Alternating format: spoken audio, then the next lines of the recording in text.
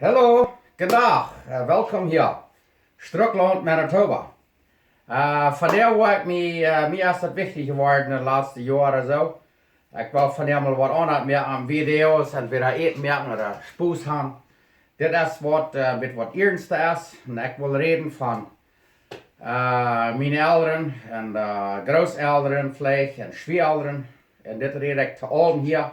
Weer het wel aannemen oder horchen.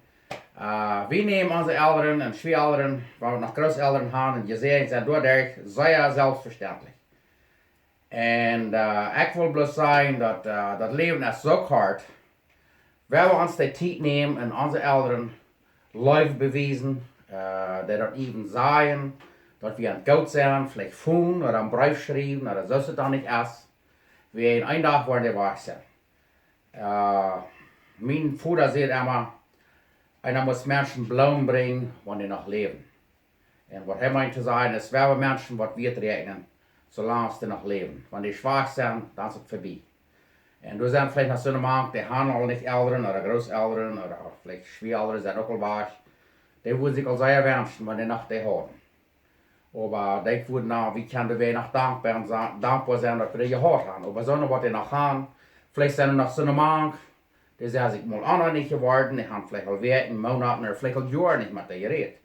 Ich rufe ihnen sehr toll, merkt das überall. Kommt mit dir toll, wisst ihr doch, dass die ein Gout sind. Funkt ihr. So ist es. Voelt die Armen, laat ihr weten, dass die de Gout sind. Dat worden die veel reden. En dat heeft hem Gout gefeilt. En waar we bloos dooraan denken, dat we zijn hier op deze wereld in een zeer korte tijd. En wanneer we onze eltern, grosseltern oder schwiaelren, wanneer we er nog gaan, waar we dankbaar zijn en waar we dat bewijzen dat we in goud zijn. En ik wil je al het beste wensen.